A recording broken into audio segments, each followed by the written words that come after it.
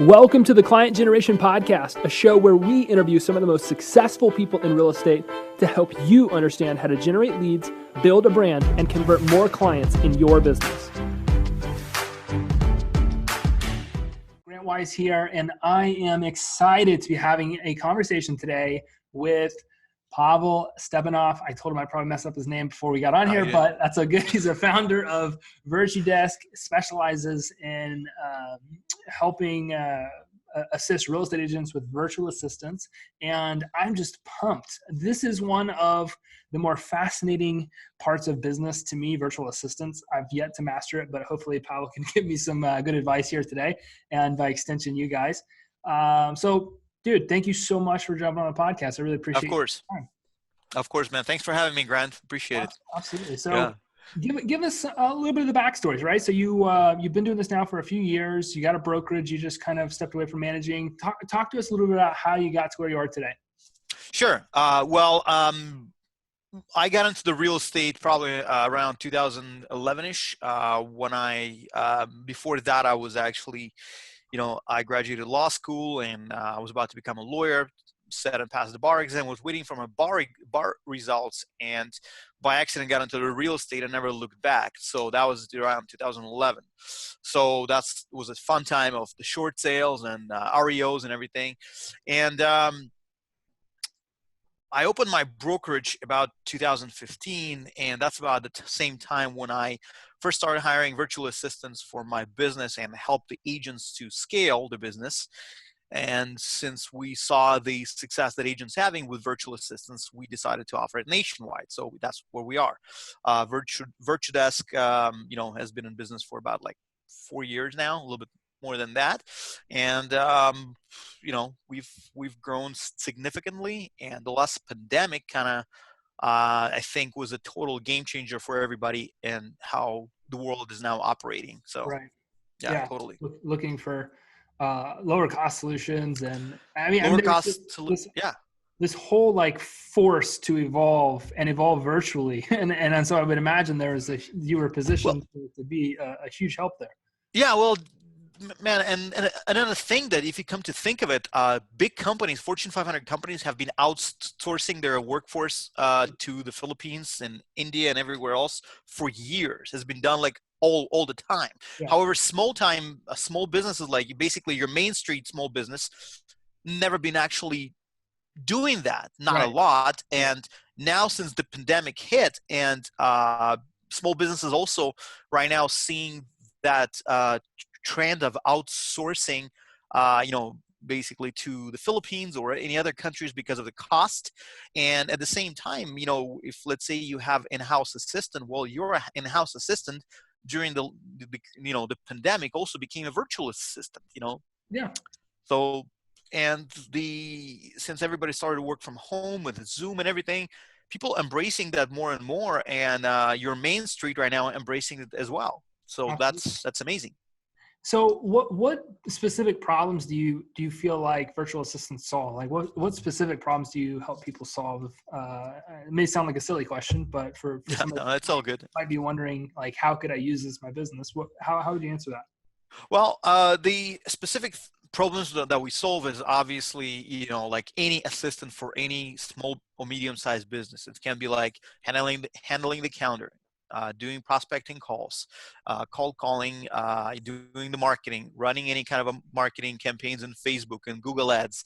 A lot of agents right now engage VAs to handle TikTok videos. Don't ask me there, man. I'm still trying to dissect it myself, and a lot of hire for transaction coordination, to handle transactions, but a lot of it we see most, like I just had the meeting with my team, with my marketing team, when we did the analytics, and we saw that during April, May, and June, we saw the uptick in hiring specifically, not as much for the ISA part where people were doing prospecting, cold calling, but for marketing, online marketing. So realtors hire for online marketing, virtual assistants, because, frankly, let's look at this. A real estate agent or a broker or a mortgage guy cannot be a full-time marketer as well, because there's not enough time in a day to do that. And to run a full-scale marketing campaign and marketing, make it effective, it's pretty much a full-time job. Yep. So you got to either hire somebody who can do it for you or do it yourself, but you're not going to be able to maybe serve your clients better, because it is out of itself as a full-time job. So if you were consulting me, just as an example, and we were trying to figure out, like, okay, what should I hire a virtual assistant to do for me right now? How would I answer that question? So given a little bit more context, do I look at maybe what I'm not the best at, or do I look at the thing I'm doing the most of? Like, how do I go about identifying what a virtual assistant could help me do? Well, first of all, if I would suggest to make a list for yourself, your daily activities list, like what you do from when you wake up, and what do you do when you go to bed. Make a list, okay? From that list, on the left column, you put the list. On the right column, you make an arrow to right column things that you're not good at and things that actually bring you less money. Non-money making activities have to be outsourced. Let's say you're a real estate agent. Your job should be meet with clients, show them homes, negotiate deals, close contracts, okay? Anything else you can outsource to somebody else to handle it for you. Because let's say if you are as a real estate agent if you concentrate on the task that make you about, let's say, $1,000 an hour, why you should spend the same time on doing things that actually can cost $10 an hour. So anything that can be outsourced and things that you're not good at, or things that you dread doing, like you don't like them. Some agents I know that they don't like making phone calls. They're great on the talking face to face, but they're not good on the phone. So they outsource somebody to make appointments for them. Same thing works for the broker owners. If they, let's say, don't like doing recruiting calls, but that's their bread and butter. They have to do recruiting day in, every day, but they don't like doing the calls, but they're great on face-to-face with an agent. So if that's the case, hire somebody to do recruiting calls for you, put them on your calendar, schedule appointments, and you as a broker attend those appointments and do your thing. This is just the idea of leverage. Yeah. Same thing, like if you're not good at marketing, if you're not good at graphic, you may as well, but you have a good algorithm for Facebook, how to generate leads for yourself. You know how to do it, but you don't like doing the graphic, or you're not good at it, hire somebody who can do the graphic for you. Yeah. So kind of like look at things that your weaknesses. Don't outsource your strength, but outsource your weaknesses. Now, how do I make the best transition to using a VA? So what I've learned about, obviously our clients are mostly real estate agents, loan officers, those types of people. Most of those people aren't necessarily great at creating systems and processes. They come from a lot of backgrounds where they're working in somebody else's system and process, but haven't necessarily mastered creating their own. Some do, some don't. How do I make the best transition to letting a VA take over some workload? Do your people just already know exactly what to do given that specific person's business, or do you coach them up on creating those things? Okay, well, good question. I'm actually glad you asked. Well, ideally, the business owner should have standard operating procedure, and 90% of agents don't have it. Right. Okay, so we've been in this business for a while, so we do have an idea on how to get it done. So we actually help come up with the systems for the agent to help plug VA into certain roles. However, we need to spend some time with an agent and find out what's been going on so far. A lot of times they don't have anything. They don't even have a basic CRM. So I mean, that's the first start right there. If you don't know where to start, okay, let's get you a CRM. Let's get like a follow-up boss or something like very inexpensive, and have VA put your contacts that you have in that CRM, okay, build out like follow-up system with them. Basically manage your CRM, clean it up. If you have CRM, but when was the last time you actually visited and did anything with that, have VA go through that, have VA on the call or on the Zoom, and you basically go with that and just pretty much, identify what needs to be done. Okay. VAs have like a blueprint of things, like what we provide, like what should be done. But again, everybody's market is different. So we do need an input from the agent as far as what needs to be done. Obviously, we can provide suggestions, we can provide guidance, but again, we cannot, tell, Yeah. okay, this is what needs to be done, because we don't know your market, we don't know your clients, we don't know your sphere of influence. That's So as you can make suggestions, maybe have some yeah. templates. At the end of the day, the agent has to take a little bit of ownership. Exactly. Yeah. Yeah. We can come up with drip campaigns, what drip campaigns should look like. We could come up, what drip campaigns, when it should be sent it out. We can help you build the funnels. Yep. Like we currently use at Virtudesk, we use Infusionsoft, and it's Keep. You know who they are, right? Yeah. Mm-hmm. Yeah. Yeah. It's a sophisticated piece of CRM, actually. Right. Yeah. Very. And yeah, so we had to pay them to teach us how to do it. We Right. paid Infusionsoft to teach our marketing people how to do it, and they're doing great. But it takes like a couple of weeks to build out the funnels, even. Right. Yeah. No, 1,000%. I think that's why they call it Confusionsoft. I know. So Sarah, the one you spoke with from my office, she's really good at it. Yeah. But we paid Infusionsoft to teach us how to do it. You almost have to. That's Yeah. kudos to you. I mean, it is a incredible piece of technology. I don't want to dismiss Yeah. it, but it is confusing. I'm very tech savvy, but I unfortunately couldn't get it. But that's okay. That's Yeah. most real estate agents aren't using Infusionsoft to fuel their business. No. Top producer, follow-up boss, man, that's good. KV Core, it's also pushing it there. Right. Yeah. We need functionality. We don't need the confusion, but we just need exactly. and Exactly. a huge percent of the industry is still operating in a journal or Excel or Google spreadsheet. Yeah. Yeah, don't necessarily need all those crazy things. What's the biggest benefit to me, just as a small business owner, to use a VA versus hiring somebody, maybe in my community? I know right now, obviously, there's not a lot of inter-office things going on. There's a lot of companies converting to virtual because it's worked so well. But what do you feel, just in your own, your opinion? What's the greatest benefit to using a VA over somebody in my own office? Well, besides the cost, I don't know what's the hourly rate for an assistant in your area. Here in Seattle, you gotta be at least like $18-20 an hour. Yeah. But that's only just an hour. But you don't also need to consider the payroll taxes. You need to consider the infrastructure. So you're pretty much running a pretty nice tab there. Yeah. VAs is probably gonna run you less than $10 an hour, and that's it. No payroll taxes, nothing. Another thing that good people don't grow on trees. You got to find them.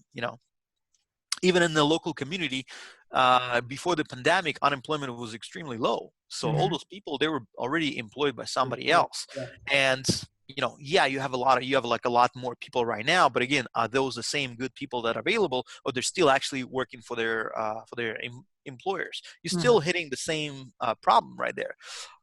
With us, actually, what we experience, because we hire people in Manila, we hire from best call centers, but basically Fortune 500 call centers, American Express, Bank of America, Chase, Xfinity, people who've been working with U.S. Customers for years. And pandemic kind of was helped us in an essence, because a lot of those call centers closed because they also on a shutdown and lockdown, but they were not equipped to work from home. Right. So a lot of those virtual assistants, they working from home. And since the call center, like the brick and mortar call center closed, because they cannot figure out how to transition the big amount of people to work from home, we basically pick up those people and we can place them with you. So you get somebody experienced who worked at a Fortune 500 company at a fraction of a cost that would cost you to hire somebody locally. That's one thing. Another thing, that you don't only get a virtual assistant, like a workforce, you get the whole team, because we have an accountability coach for that person. We have a manager, so that they overseeing that the person is actually indeed working for you. We, if anything, like any hiccups in the performance, we actually look at that and we remedy that. Same thing goes for tracking. We track their hours with the software that we have, and the best thing, you see the screenshots when they log in, log out, and what they're doing during the shift. like we caught the girl yesterday. She was watching some YouTube videos, and so that was not employment related. And right now she's in trouble. But hey, it happens. Somebody's gonna be watching Netflix. We'll see that. You almost get like almost like an operator that's there in your business as well. Some of us might think of like chief operations officer. That's something that they would do, is they would oversee people and exactly if they're doing their job. But you guys kind of come in as almost like an outsourced operating officer. Well, that's pretty much what it is. We have it's an operations manager, and you don't only get a VA. It's the same thing. Like you can go hire a VA, a freelancer. It'll be the same if you would hire somebody locally. Because you pretty much have to rely on the good word of that person, that the person is doing the job. Where we come in, we actually make sure that happens. Mm-hmm. This is one of my favorite questions to ask people whenever I hire them. How can I be the best customer? And I want to give you a little context. Yeah. How can I be the greatest client you have? I see a lot in real estate where people are really fired up to start relationships, and then unfortunately 3, 4, 5, 6 months later, they're ending them. If I was a realtor listening to this right now, how could I get in the mind frame of like, how could I be the best customer that Virtudesk has? What can I do? Why do these relationships, maybe not that your relationships with people are failing, but why do relationships with real estate agents maybe go south in situations like this? What could I do to be a really great customer for Virtudesk? Could I have great systems? Communication with your VA is the number one thing. Awesome. A lot of, the most success we see, because we have customers who've been with us for years, like from day one, we have those people. And the way they operate with their VA, they are communicating with them daily. Okay. Some people who just, hire VA and they think that things going to be rolling in the direction they want it to roll without any guidance.